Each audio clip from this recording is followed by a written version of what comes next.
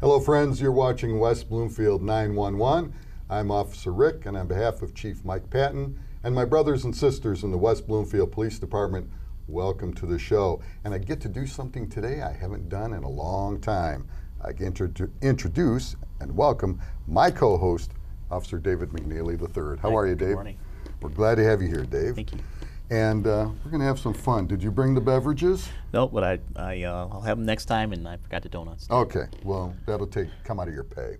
We also get to welcome a very special guest, a friend of the police department, a friend of law enforcement, retired police officer out of Wyandotte Police Department, Dan Foley. Dan, how are you? Good morning, Rick. Good morning. Welcome to the show. Thank you.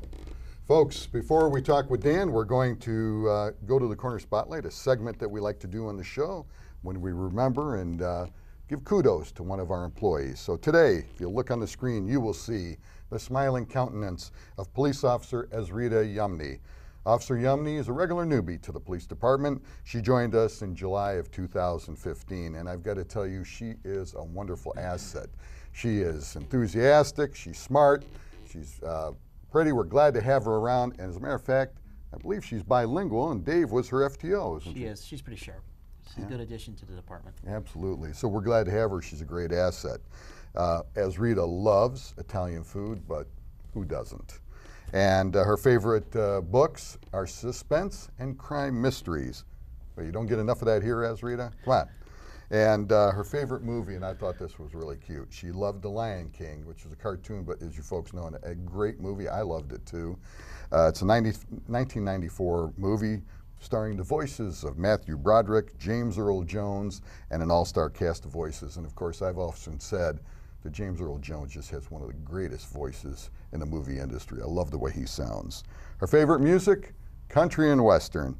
And when I asked her about some of the accomplishments and hobbies she's particularly fond of, she said, you know, she was very pleased to graduate from high school and from college and the police academy. And the fact that these academic achievements are what's important to her shows you the character and the intelligent strength of this young woman. So we're glad she's here, but she topped it off by saying one of the things she's most proud of is getting her dream job here in West Bloomfield. Well, we're glad you're here too, Ezrita. And when I asked her about a favorite quote, again, shows the character of this young lady, she quoted Mom. We should all quote Mom more often. And she said her mom always told her, if you want something, you have to work for it. You know, Ezrita, even though your mom's a bright lady, and that's a great quote, I think she borrowed that from Clarence Claude, who said, waiting will get you nothing. If you want something, work for it. You know, Clarence and your mom, two good people there to quote and to follow their lead on. So Ezrita, we will see you in the barn. Folks, we're going to turn the Corner Spotlight off on Police Officer Ezrita Yumney, and if you see her, please wave, say hello, make her feel welcome here in West Bloomfield. And today we're going to talk about a safety tip of the day.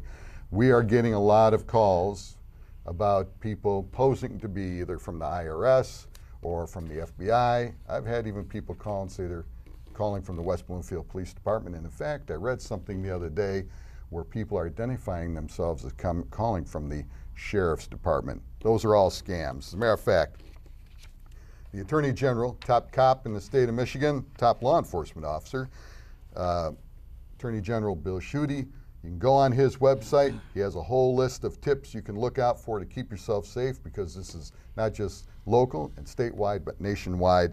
You can also go to our Facebook page, and you'll see a link to the AG's website.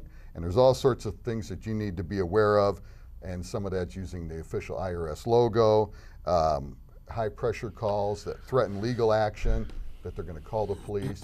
All of those should give you a clue that it's a scam. If you have any additional questions, please feel free to contact me and the Crime Prevention Unit, and I'll be glad to answer any questions for you.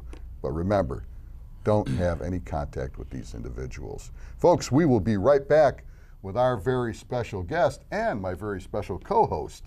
We'll be right back with retired Officer Dan Foley and Officer David McNeely. Don't go away. You're watching West Bloomfield 911 on Civic Center TV, a service of the Greater West Bloomfield Cable Communications Commission. For more information or to watch episodes on demand, visit civiccentertv.com/WB911. Civic Center TV, television that's close to home. After the tragic loss of an officer in the line of duty, Michigan Concerns of Police Survivors provide support to surviving law enforcement families and co-workers. To learn more about My Cops and upcoming events, or for information on how you can help, visit micops.org or call 877-464-2677. Hello, folks. Welcome back to West Bloomfield 911. We're going to go right to our guest, Dan Foley. And, folks, this is probably one of the most difficult topics we have to talk about. It's a very serious topic, one that will wrench at your heart.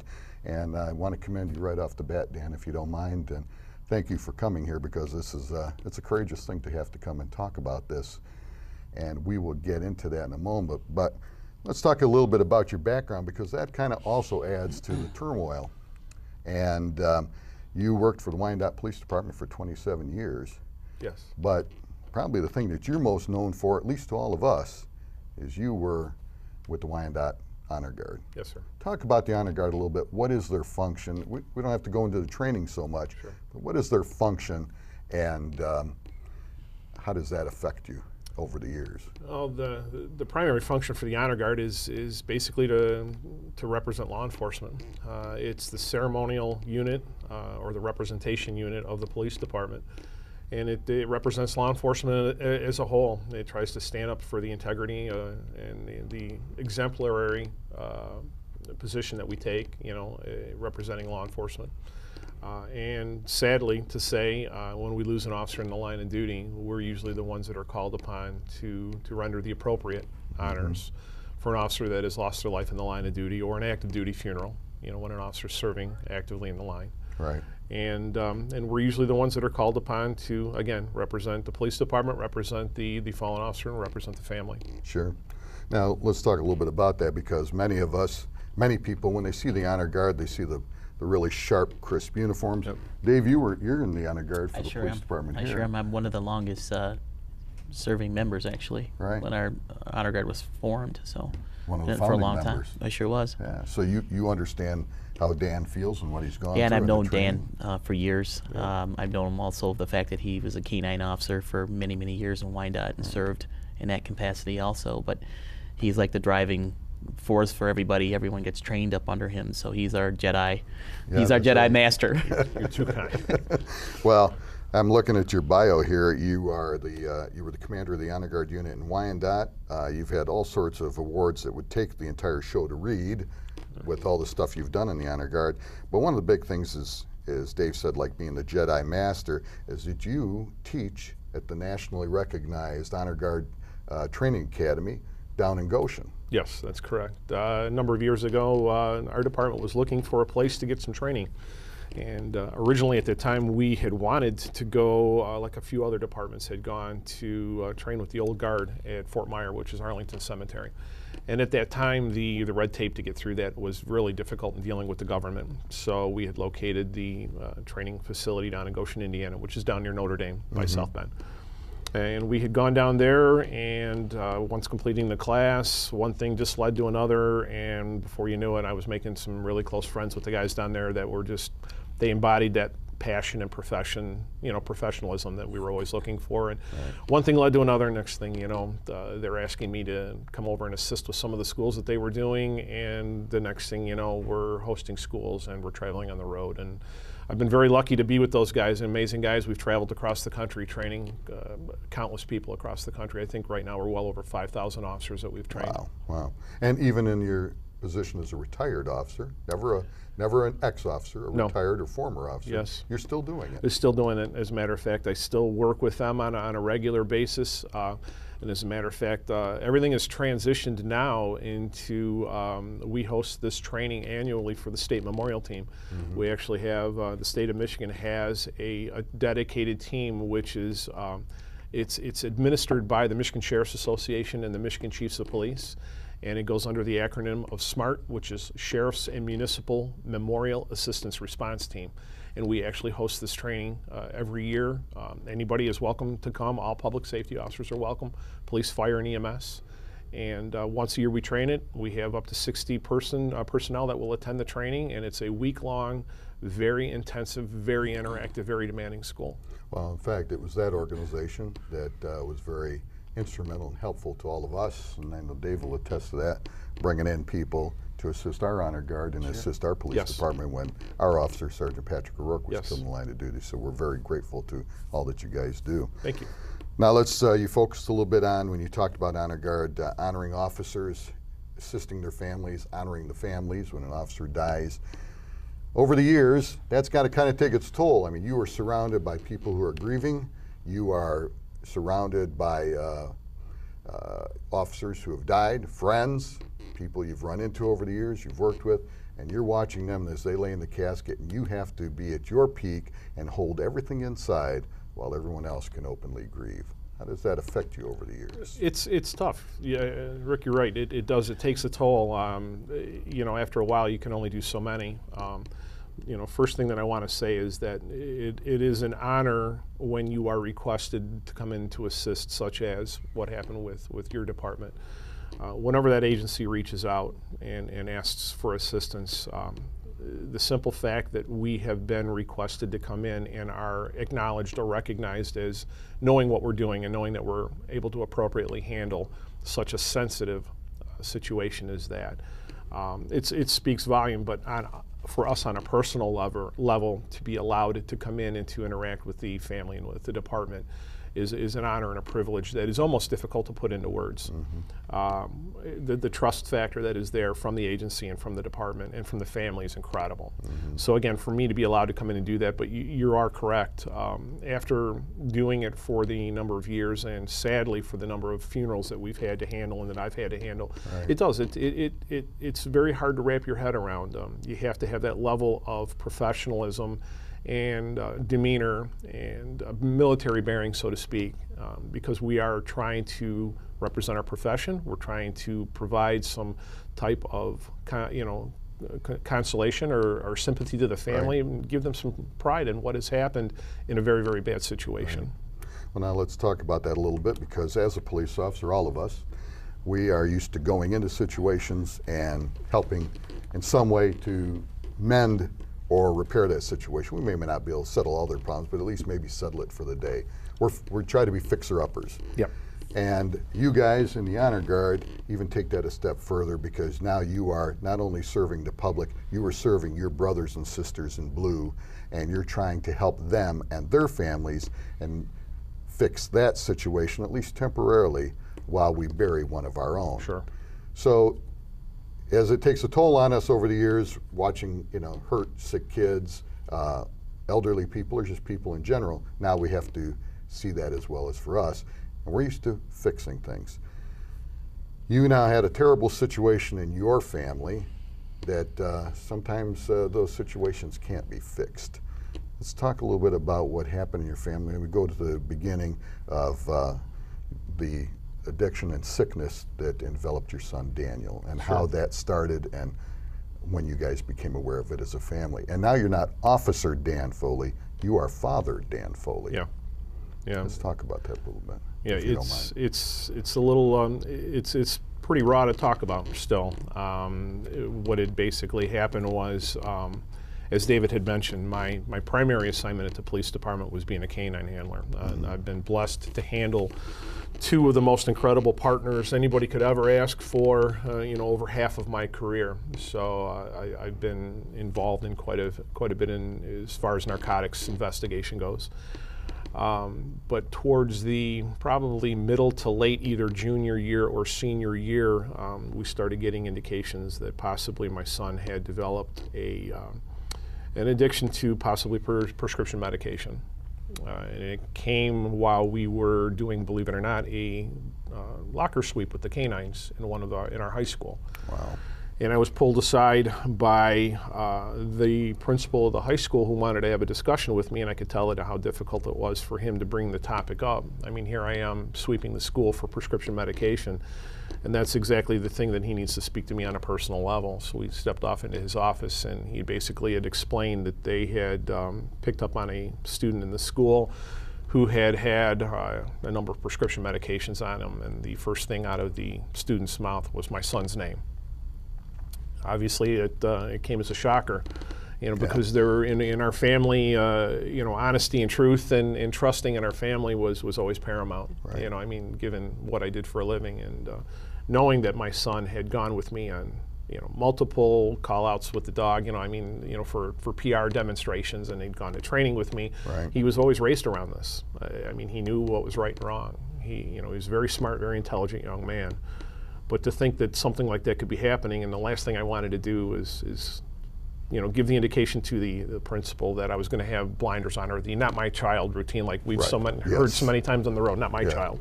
Right. So I assured the principal that I would look into the matter. And I wanted to give the benefit of the doubt to my son. I mean, he had never lied to me ever. So we had approached him, and our feeling initially is because of my position with the canine unit in the schools. What easier way for somebody who had an axe to grind with me to get back at our family by going through my son? Right. It's a very easy target. Yep.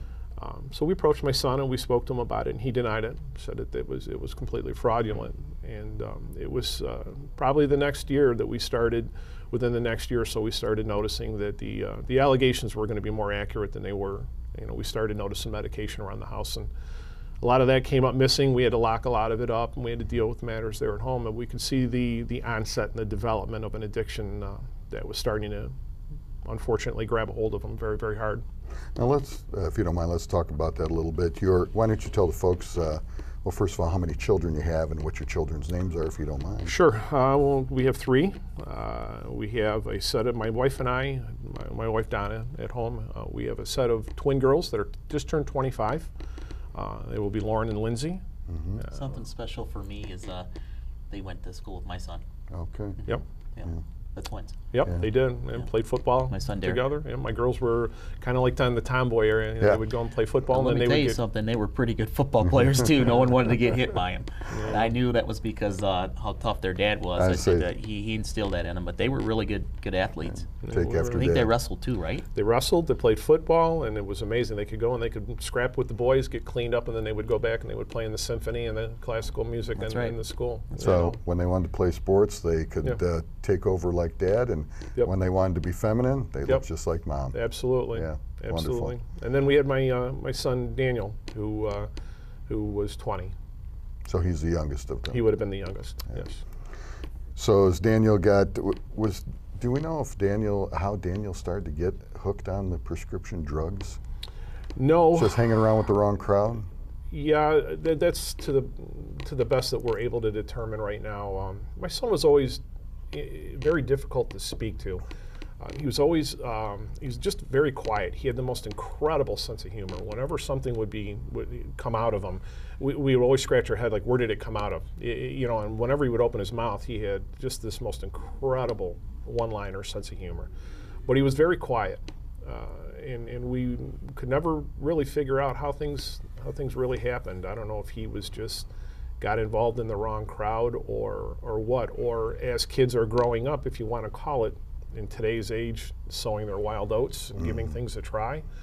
But as we're starting to find out now, some of the things that you try, unfortunately, can have a lasting effect and be Yes. more detrimental to your health than what they're obviously aware of, and even us as law enforcement officers and those in the medical profession, even my wife who's a nurse, could possibly understand at that time.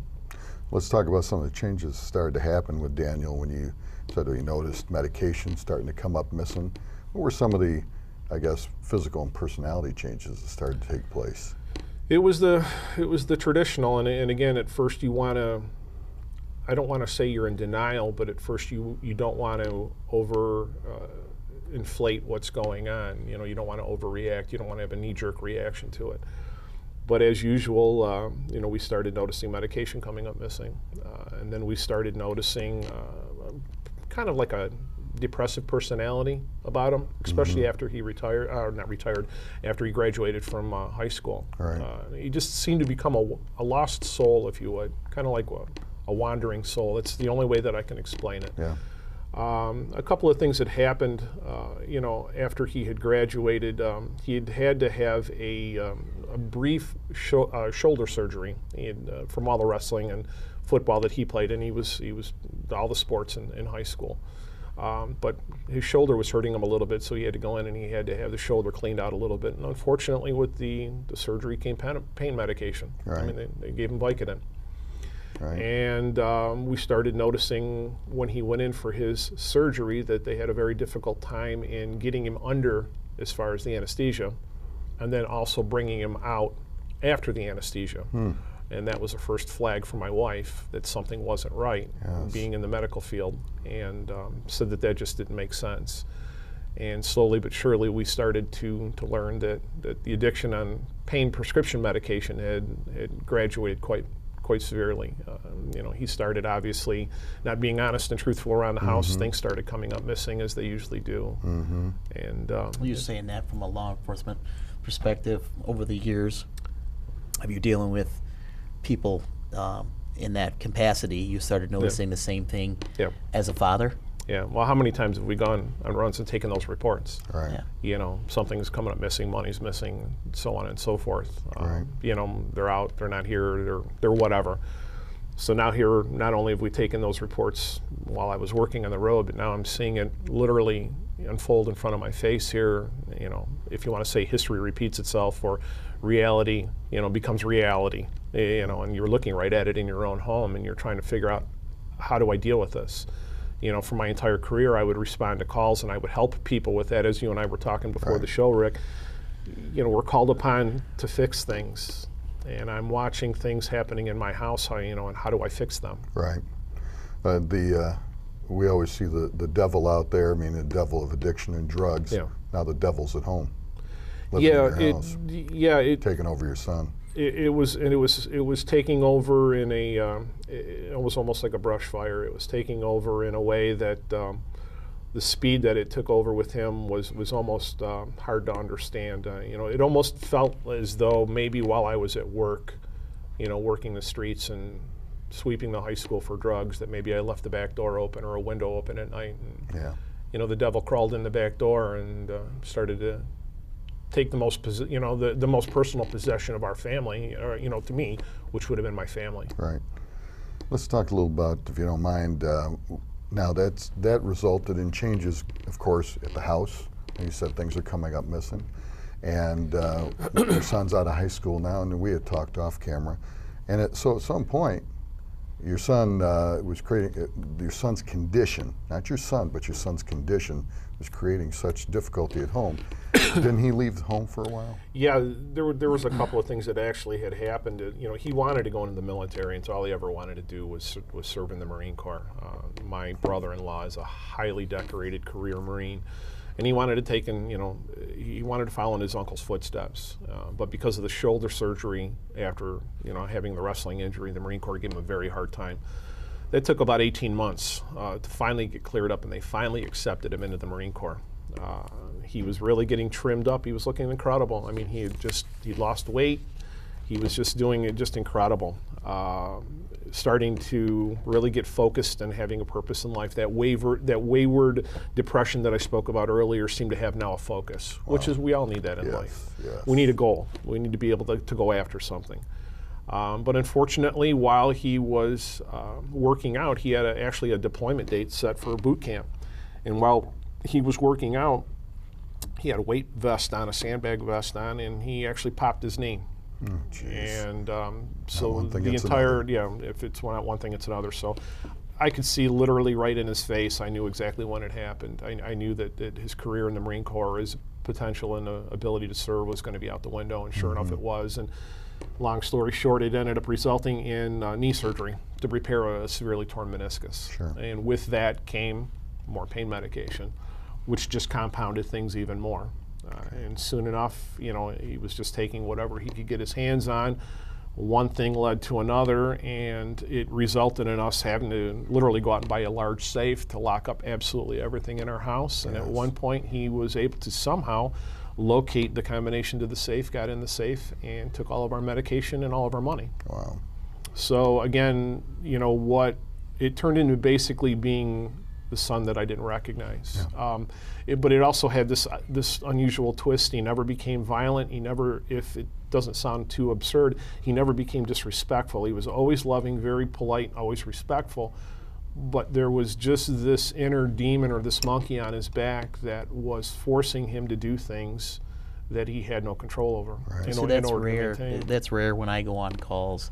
Usually you see that transformation with a good child and a good person to, kind of being disrespectful and things like that. So that's kind of rare to hear. Yeah, he would never admit to what was going on, no matter how much we had to talk to him about it. I mean, he would just literally stare at you with a blank look on his face, and every now and then a tear would run down his face. You knew he was fighting an inner battle that he couldn't even admit to. He couldn't understand it himself, but it came to a point where we literally had to do the tough love. We actually had to tell him to leave the home, and it was over the holiday season in 2014 that he was gone, from about Thanksgiving to the end of the year. Where did he go? He went and he stayed with a friend that we thought was okay, and come to find out that he and his best friend, his childhood friends, were, if you want to say thick as thieves, they were into it up to their eyeballs. So for the next month and a half, he and his friend basically sat in a drug-induced haze over at his apartment. Well, let's talk about that now. So your son graduated, so to speak, from Roosevelt High School in Wyandotte. No, I mean as far as the drugs, he graduated from taking controlled medicines to other forms of drugs. Yeah, unfortunately, at some point along the way, somebody, and we really have not been able to get this straight, somebody offered him heroin. And again, I can't reiterate it enough, but he's been with me so much with the dogs, with the canines. Right. He's been to training. He's been with me on locker sweeps at other places, and he's gone on PR demonstrations. He was raised in this. Yeah. He literally was brought up from a small child with 2 canines to understand what Dad does for a living and what it happens. And he was very bright. He knew right and wrong. But the only thing that we can understand is that the pain from the shoulder surgery and the knee surgery after the medication had stopped didn't take the pain away. He needed something else. Something else, which is what we're finding out is they're looking to something else to kill the pain, to kill, and if it's depression, to make that go away as well. Well, and now when he gets off the high of whatever he's taking, there's the pain of the withdrawal as well. Well, let's talk about it now. Your son eventually came back home, correct? It would have been January of 2015. His friend was getting ready to lose his apartment, and literally my son was going to be placed on the street. I mean, he had $2 in his pocket, the clothes on his back. So it's a loving father, loving mother, loving family. Yep. You brought him back. Well, I went out and I talked to him. I did the one final effort. I mean, my wife and I were pretty steadfast, and we were pretty locked in on what we were going to do and not going to do. We all know, as with anything else, whether it's alcoholism or anything, unless they ask for help and want help, you're fighting a losing battle. Right. So I went out, and would have been like January 3rd or 4th of 2015, I made a final effort to talk to my son to try to figure out what was going on. At which time, when I pulled him aside, I mean, my concern was, he was going to be homeless. He was going to be like so many transient people that we see holding up signs, help me, need food, warmth. He didn't know where to go, didn't know where to get food, didn't know where to get a shower, he didn't know where to do anything, how to get out of the elements. He didn't know where to go. We were afraid that he'd be in an alley somewhere frozen. Right. So I pulled him aside, and I finally had that final father-to-son talk, at which time he admitted to me that he'd been taking heroin. And thank God I had a little bit of heads-up knowledge or information of what was going on, so it prepared me for what was going on. But I remember him looking at me, and I remember him saying that he didn't like the way that he felt, and he wanted help. Right. So that gives you a glimmer of hope too. Yeah, it does. That there's something in there that maybe he, we all have our own rock bottom. Right. And I was praying to God that maybe he had hit his. So, immediately, I said, well, let's go get some help. And immediately I took him over to Oakwood Hospital in Dearborn, and we got him in, and it admitted him in there, and they monitored him for detox for a couple of days. And then they transferred him over to another facility for a more intensive detox in Auburn Hills. And then they were able to transfer him out to a rehab facility after that in Brighton. Yes. So he was probably between, let's just say, January 5th and towards the end of February, which is right about now, a year ago, right about now, he was in detox, in rehab. Once you guys did all that, did you guys set conditions upon him returning to the house so that always things did. were stabilized? Yeah. How did he react to that? Well, he wasn't real accepting. We'd always had that. I mean, I basically typed up a contract, rules of the house. Just to be honest and straightforward and fair to him. I never had to do that with ever, for any reason at all, for any of our kids. There was never anything like that around the house to ever have to be concerned with. If they needed something, they asked us if we could help them out. We always did. And we did what parents do, but it came to the point where he had to understand that in order to live in my home, that this is now what I expect from him. You will do this, you will do that. If you go out, you'll be home, you'll let us know. We took his phone from him. You won't associate, there will be random drug screens, And I told him, I said, as long as you continue to bring to the table your A game, I said, your mom and dad will always be there for you for anything that you will ever need. I said, but you need to continually bring that fight to the table with the sincerity that you want to clean yourself up. All right, Dan, we only have a few minutes left, unfortunately, because this is fascinating and very important because there's a lot of people that are suffering these same problems. Then comes a fatal day at your house. Your son is overcome by the addiction, as we had talked about before. It changes the wiring of the brain. Yeah. So now he's having a brain attack, and his brain isn't working the way it's supposed to because of the drugs. Tell me what happened on that fateful day. Heroin is basically, in a nutshell, from the very minute that you try it, it basically gives you what they call broken brain. Your brain, imagine a computer hard drive that no longer works correctly, and it will never, ever, ever work correctly again. It's a lifelong addiction and battle. So what happened at home one day? He had gone out that night to a friend's house. He had come home. He came into my bedroom, as he always does. My police canine is laying on the floor, gives him a biscuit, loves on him for a while. Stood next to the bed, and I could tell something was wrong, and he basically had simply looked at me and asked me if I needed anything. I said I was fine. He looked at me for just a minute, and he said, he goes, I love you, Dad, and I said, I love you too, and he left the bedroom.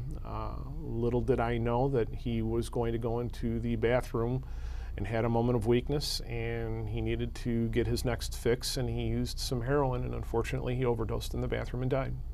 And you were the one that had to find him. Yeah, it was about 2:30 in the morning. We had heard a thump in the bathroom, but I never really gave it much thought. It wasn't a crash or anything. It was just a thump.